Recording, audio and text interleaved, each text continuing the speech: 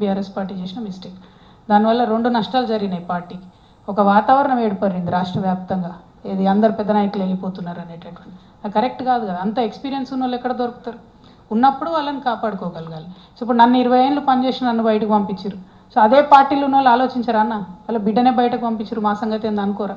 అనుకుంటారు కదా. సమయం సందర్భం వచ్చినప్పుడు ఎగ్జిబిట్ చేస్తారు ఎవరన్నా కూడా. ఇప్పుడు ఇమీడియట్గా రేపు తెల్లారికల్లా రిజల్ట్ తెలియదు. మొన్న జూబ్లీహిల్స్లో తెలిసింది ఏమైంది, ఎందుకు జరగలేదు? మరి ఇంత వ్యతిరేకత ఉంది కాంగ్రెస్ పార్టీ అంటే. ఏ ఊర్లకు పోయినా కూడా నోరు తెరిస్తే ఫస్ట్ లకారంతో స్టార్ట్ చేసి తిడుతున్నారు. అయినా ఎట్లా గెలుస్తుంది అన్న జూబ్లీహిల్స్లో అన్ని వేల మెజార్టీతో? సో ప్రతిపక్షాలు, BJP utter flop, failure, BRS not up to the mark. కాబట్టి దాన్ని ఇంప్రూవ్ చేసుకోవాలి. ప్రతిపక్షం లేనటువంటి ఏ రాష్ట్రం కూడా బాగుపడలేదు. ఈ దేశంలో కూడా ఇవాళ వెనకడుగేస్తున్నాం మనం. అమెరికా లాంటి దేశాలు ఇష్టం వచ్చినట్టు వీసాలు క్లోజ్ చేయడం పెంచుతున్నాయంటే ఈ దేశంలో ప్రతిపక్షం లేదు కాబట్టి బీజేపీ ఏది చేసినా నడుస్తుంది. కాంగ్రెస్ ప్రతిపక్షంగా దేశంలో ఫెయిల్ అయింది. ఇక్కడ బీఆర్ఎస్ బీజేపీ ఫెయిల్ అయినాయి ప్రతిపక్షంగా. బీహార్లోనేమో ఘోరం ఓడిపోతుంది కాంగ్రెస్, ఇక్కడనేమో 25,000 మెజార్టీతో గెలుస్తుంది. How is it possible? అంటే ప్రతిపక్షాలు ఫెయిల్ చేస్తున్నాయి ప్రజల్ని. సో మేము తెలంగాణ జాగృతి నుండి ఆ ప్రతిపక్ష పాత్ర నిర్వహిస్తాం. ఖచ్చితంగా ఈ రాష్ట్రంలో ఒక అడిగే గొంతుకగా ఉంటాం.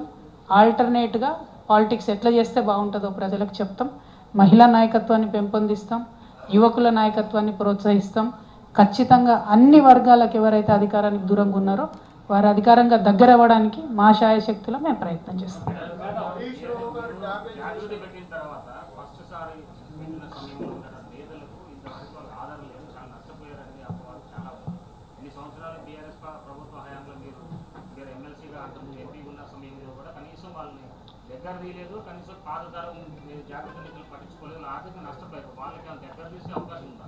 అంటే ప్రధానంగా ఒకటి బ్రదర్, మీరు కరెక్ట్ క్వశ్చన్ అడిగారు.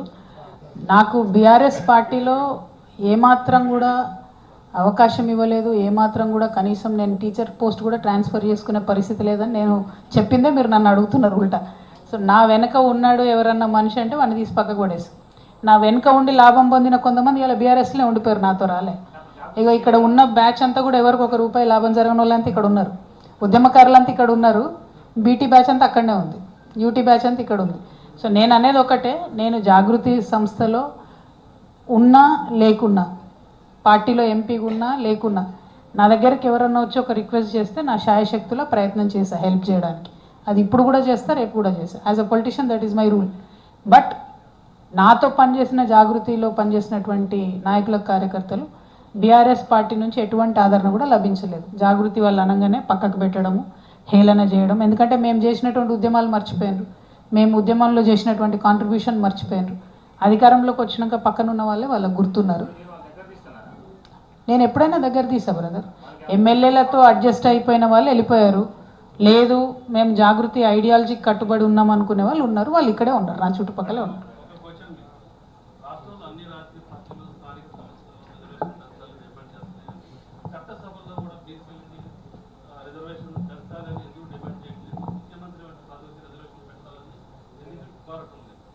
నేను ఫస్ట్ నుంచి చెప్తూ వచ్చాను, నా కమిట్మెంట్ మహిళలకు చట్టసభల్లో రిజర్వేషన్ రావాలి.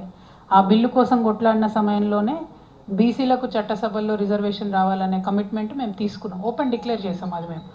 అందులో భాగంగా ఇది మొదటి స్టెప్. స్థానిక సంస్థలలో ఒక సెక్యూరిటీ, ఒక కాన్స్టిట్యూషనల్ ప్రొటెక్షన్ బీసీలకు వస్తే ఖచ్చితంగా రేపు పొద్దున అది చట్టసభలకు రిఫ్లెక్ట్ అవుతుంది. సో చట్టసభల్లో డైరెక్ట్గా ఒకేసారి మనం అడిగితే ప్రాతిపదిక ఏది అంటారు. ఎందుకంటే ఒక బేసిక్ లోపం ఏముందంటే బీసీలకు సంబంధించి మన రాజ్యాంగంలో బ్యాక్వర్డ్ క్లాసెస్ అన్నారు, బ్యాక్వర్డ్ కాస్ట్ అనలేదు. దాంతో ఇప్పటి వరకు కూడా రిజర్వేషన్కి బీసీలకు ఎక్కడ కూడా సరైనటువంటి ప్రొటెక్షన్ లేదు. ఒక కేవలం వీపీ సింగ్ గారు ఇచ్చినటువంటి విద్యా ఉద్యోగాల్లో 27% తప్పితే పొలిటికల్గా ఎక్కడ ఇవ్వలేదు. సేమ్ థింగ్ ఇప్పుడు రేవంత్ రెడ్డి గారు మళ్ళీ ఏం చేస్తున్నారంటే ఎస్సీలలో వర్గీకరణ చేశారు. మరి ఇప్పుడు మీరు లోకల్ బాడీ ఎన్నికలు పెడుతున్నారు కదా, ఎస్సీలలో వర్గీకరణ ఎట్లా చేశారు, అట్లా మీరు వర్గీకరణ చేసి పోస్టులు రిజర్వేషన్లు ఇవ్వాలి కదా అంటే లేదు దానికి సంబంధం లేదు, అది కేవలం విద్యా ఉద్యోగాలు అని చెప్తున్నారు. అంటే అల్టిమేట్గా కాంగ్రెస్ పార్టీ అయినా ఇప్పుడున్న ఏ రాజకీయ పార్టీ అయినా అది ఎస్సీలలో అభ్యున్నతి చెందాల్సిన వర్గాల గురించి ఆలోచిస్తలేరు, బీసీలలో వెనుకబడిపోయినటువంటి వర్గాల గురించి కూడా ఆలోచిస్తలేరు. సో మా కమిట్మెంట్ తెలంగాణ జాగృతిగా చట్టసభల్లో బీసీలు రావాలనే పోరాటం ఉంటుంది, దానికోసం ఫైట్ చేస్తాం. Thank you.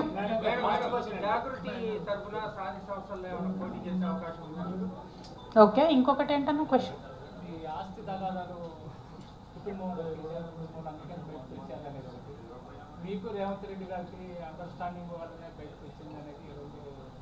అంటే కొన్ని ప్రశ్నలకు కాలమే సమాధానం చెప్తుందన్న. ఇప్పుడు నేనేమంటున్నా అంటే ఎదురుంగ వ్యక్తి మీద ఏది పడితే అది మాట్లాడేసి తర్వాత మీరు ప్రూవ్ చేసుకోండి అనేటటువంటి విధంగా బీఆర్ఎస్ పార్టీ వాళ్ళు ప్రయత్నం చేస్తున్నారు.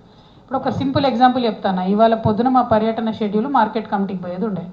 సడన్గా పొద్దున్న 6:30కు నిద్ర లేచి బీఆర్ఎస్ వాళ్ళు మేము కూడా మార్కెట్ పోతున్నాం అన్నారు. ఇన్ని రోజులు గుర్తు రాలేదా మార్కెట్? మరి ఇలా జాగృతి రాగానే పొద్దుగాలు లేచి మార్కెట్ గురుకుతాను ఎందుకు? మళ్ళీ అదే మొదలు చేయొచ్చు కదా. మీరు నిద్ర లేచి ఉంటే బాగుండేది కదా. నేను అందుకే తిరుగుతున్నా కదన్న. నేను రావడం వల్ల ప్రతిపక్ష పార్టీలు నిద్రపోయేటోళ్ళు మేల్కుంటున్నారు, పాలకపక్షం కూడా నిద్రపోయేటోళ్ళు మేల్కుంటారనే ఉద్దేశంతోనే జాగృతి పేరుతో తిరుగుతూ ఉన్నాం అన్న. సో మా లక్ష్యం నెరవేరింది. నా మీద ఉట్టిగా ఏదో ఆరోపణలు చేద్దాం అనుకుంటే అది ప్రూవ్ కాదు బ్రదర్, నిలబడదు. నేనేమంటున్నా, నేను చాలా ధైర్యం ఉన్నటువంటి వ్యక్తిని. నన్ను ఒక ఆడబిడ్డను తీసుకెళ్ళి ఎండాకాలంలో తిహార్ జైల్లో పెడితే 6 నెలలు వేరే వేరే వాళ్ళు అయితే డిప్రెస్ అయ్యి ఇంట్లో కూర్చుంటారు. నేను ఎందుకు ధైర్యంగా బయటకు వచ్చి ఫైట్ చేస్తున్నా? నా భుజాల మీద ఒక బరువు ఉంది. అదేంటి? తెలంగాణ ఆడబిడ్డలు భయపడకూడదు. రాజకీయాల్లోకి వస్తే మహిళల్ని తొక్కేయాలంటే 2 రోజులు జైల్లో వేస్తే వీళ్ళు ఇంట్లో పడుకుంటారని అనుకోకూడదు. ఏమన్నా కానీ నేను అనుకున్న లక్ష్యం కోసం ఫైట్ చేస్తానే ధైర్యం ఆడబిడ్డల్లో నింపాలి. అందుకోసమే నేను మొండిగా తిరుగుతున్నా. ఎస్, ఫ్యామిలీకి దూరం అయ్యాం. ఎస్, పొలిటికల్గా టార్గెట్ చేస్తున్నారు. ఇంకా ఎక్కువ చేస్తారు. రేపు పొద్దున మీరు చూడండి, చాలా ఎక్కువ చేస్తారు. చాలా స్థాయి దిగజారి మాట్లాడుతున్నారు. అయినా ఎందుకు ఫైట్ చేస్తున్నా? తెలంగాణ ఆడబిడ్డల బరువు నా భుజాల మీద ఉన్నది. వాళ్ళు డిప్రెస్ కావద్దు, రాజకీయాల్లో మాకు అవకాశం ఉంటుందనే కాన్ఫిడెన్స్ ఆడపిల్లలకు రావాలి. అందుకోసమే ఫైట్